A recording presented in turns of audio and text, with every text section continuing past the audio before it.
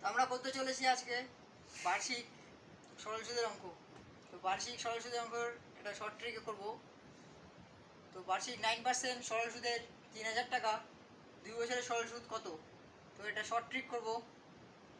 ও আর short trick, TR TR TRI সি কি ট্রিক, শর্ট ট্রিকে করবো। তো প্রথমে যেটা আছে 9% 3000 টাকা, 2 বছরের সুদ। তো 3000 টাকা 2 বছরের সুদ 9% হারে দিব, আর পার্সেন্টেজের জন্য 100 লিখবো। দুটো শূন্যের জন্য দুটো শূন্য শেষ। তো এটা যা আছে গুণ করবো, করলেই অ্যান্সার। 9 দুগুণে 18,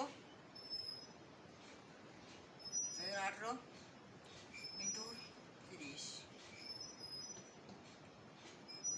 3 8 24, 24 4 2 3 5।